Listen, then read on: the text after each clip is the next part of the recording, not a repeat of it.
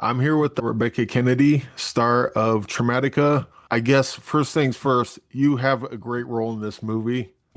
But what brought you onto this? Did you just read the script? Like, did you get the script and know already what your character was, or were you reading the script and go, "Ooh, I wonder who gets to play that character"? Oh, it's me. This is awesome. Oh, no, of course. So I'd worked with Pierre and Max before, the director and producer on Two Witches. And so I knew getting the script that I was going to be, it was going to be a wild, crazy, horrific ride. And they told me to look at Abigail. And so when I did, I was like, okay, this is going to be a challenge, but in the best way. So I would love to be able to bring her to life. How do you get to prepare for a character like this? Because you're like your character's like all over the place, just normal and then like crazy and Right. demonic and just all the things. Like, how do you even like wrap that around your head and before going in? Yeah. So I prepare, much like any other character that I do. It's really important to me that I find a connection to her. So I look for things that I can relate to. So I can relate to her, her feeling lost and feeling like no one understands her, no one will believe her, no one sees her. I understand. I feel like a lot of us in our lives have felt lost and lonely at some point. So I go in that way and figure out, okay, I can connect her in that way. And then I build her based on that. Of course, the parts that I can't relate to, the possession, everything else that's going on.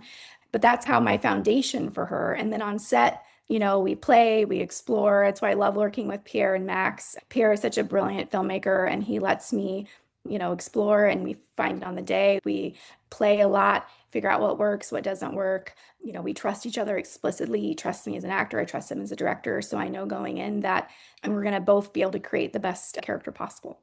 What were some of the joys on set? And then also, what were some of the, I could done without that? Maybe perhaps to do with the makeup or the amount of blood that's involved in there? There wasn't too many joyful moments, to be honest, but just because of the material. But I did enjoy doing the dance. That was a lot of fun. That was fun finding that moment in the basement scene. Probably her pregnancy scene, that was pretty tough to film. The scene with my dad was really hard to film. Not in a, I say hard, but not in a bad way, just a challenging way. But I knew Sean O'Brien, who plays my dad. I worked with him in The Veil. So I knew going in that he is such a tremendously kind, generous actor and human. So I felt very safe and comfortable with him. And they made me feel very safe on set. And, we choreographed that. We knew exactly what was happening. Nobody felt uncomfortable. So while it was challenging, I'm really happy with how those scenes came out. Also, I'm looking at your IMDb and you've done a ton of things. What's some acting tools that you picked up along the way? We know what the Rebekah Kennedy looks like in Traumatica, but what would early Rebekah Kennedy not be able to do in Traumatica that you're able to now? Yeah, I think, no, that's a great question. I think just feeling very free and because, when we're in indie film, you don't have a ton of time to rehearse. So you're finding a lot of it on the day as you're doing it, as you're, setting up the scene. And old me would have been very scared and nervous about not having rehearsed a bunch. And new me is very, okay, I'm open to finding it as the camera is rolling, of course, within the safe confines that we have created on set, but figuring out, okay, I'm going to just try doing it on camera and we'll see what happens. And definitely old me back in the day would have been very scared of doing that. So I've come a long way in my journey as being able to trust myself more as well. It says here you've done a bunch of acting on stage before moving to film. Yeah. And I'm not an actor, but from what I understand, stage acting is a completely different skill set than film acting. What's that jump like? What are some stuff that's easier and what's some stuff that's for the stage on this one? Yeah. I mean, for me, there's not too much of a difference in terms of for me, it's like film and TV is just more laser focused. It's more contained. I mean, theater, you have to play to the audience, especially if you're in a big house, the back of the audience has to read what you're doing. And, on film and camera, it's all film and TV, it's all here. So, theater, you can fudge a little bit on in theater, you can fudge the emotion, you can push it a little bit, and no one will really be able to tell. But in film and TV, it's either happening or it's not. And so that was one thing that was, like just adjusting to allowing things to happen. And if it doesn't happen, okay, like not pushing it to happen. And if it doesn't happen, all right, we do another take and like letting whatever is washing over me wash over me. Those are like I think the main things, and just focusing on it's just really about me to you, like really laser focused as opposed to a funnel to the whole crowd. Yeah. And also like on stage acting, so when you're doing a film and you forget a line or you screw up, oh cut, let's run that back.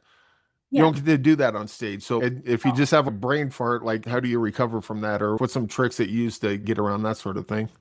You just keep going and you hope that your cast will save you. You hope that everyone is in on board with you and will help you out. And I haven't really been in too many plays where people just totally forgot it during an actual performance. But yeah, in general, it's, you just keep going, you ad lib, you improvise, you hope that the other person will guide you where you need to be or catch up if you have that glazed look over your eyes.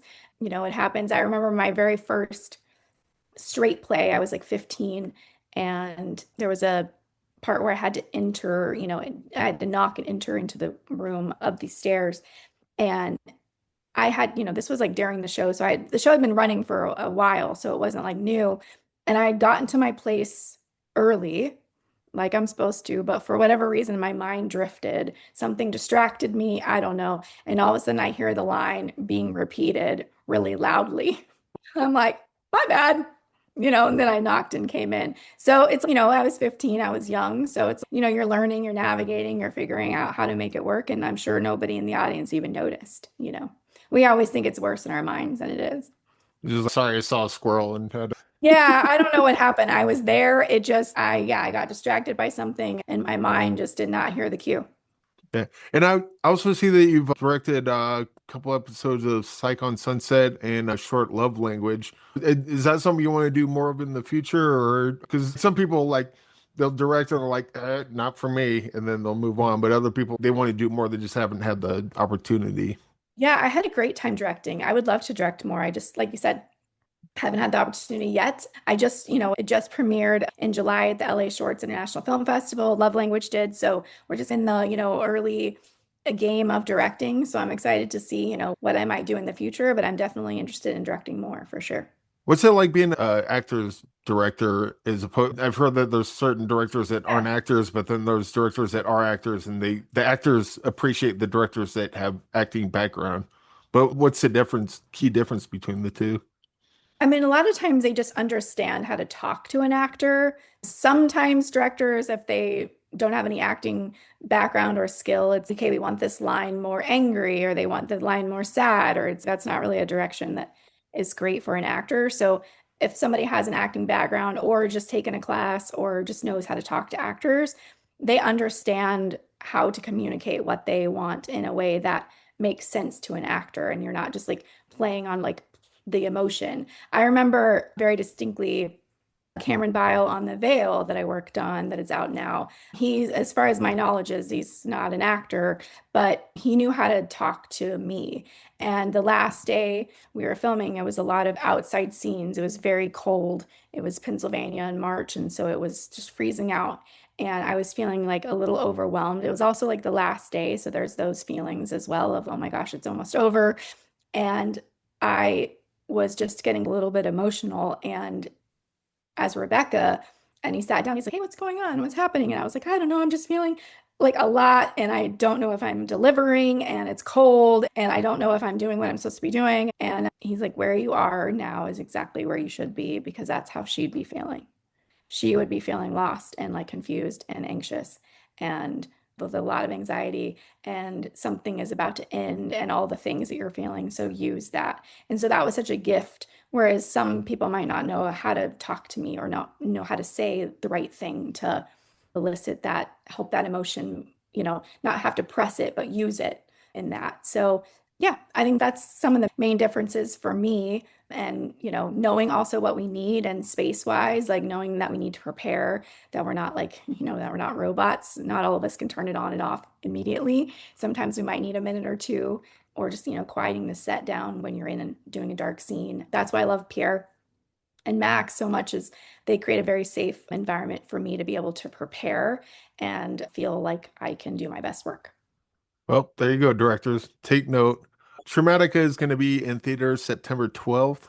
And before I let you go, I want to get a quick movie recommendation from you. Just something that you've seen that's either personal to you or this movie's real good, not enough people talk about it. Oh gosh, a movie that not enough people are talking about. Oh no, I don't know.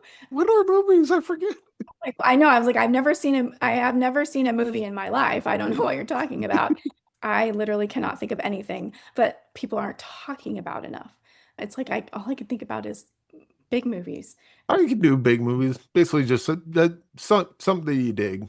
I mean, something that I dig as far as, kind of stick with our genre that we're in, is The Sixth Sense is one of my favorite horror films. I mean, I know that's a very widely known movie, although I'm sure there's some people that haven't seen it. I think it's such a brilliant representation of combining what horror really is. It's not just the blood and the guts and the fluffiness, and it's so much deeper than that, because you look at it and it's really a story about a little boy who's trying to connect to somebody, and a man that is trying to do the same. And when you look at it from that lens, it's like a drama underneath, and it's, such a beautiful performances. And I think that as a horror lover and an actor and want to be, doing directing and producing, it's like those are the kind of films I would like to do as well, where you have those conversations and you're able to watch a movie a second time and see things you didn't see the first time and how it all connects together. So yeah, so that'd be my answer. All right. And I guess another thing real quick is you have so many roles. What would be the Rebekah Kennedy starter kit or of your past movies that you've worked on? And maybe like a couple movies where this was a movie where I leveled up. We talked about tools earlier. This was a movie where I leveled up and figured this out, or this was a movie where I figured this out, so on and so forth. Oh, yeah, that's a great question. I mean, a good starter kit, I guess, movie would be probably House Hunting, because it was one of my first movies that I was a lead and that I filmed on location. And I worked with Mark Singer and Art LaFleur, who has since passed, but is incredible. And I was there for a month, and I really feel like that was the film that gave me the confidence to continue doing this, because at that point I'd only done short films and student films, and I wasn't even sure if this was really for me or if I knew what I was doing.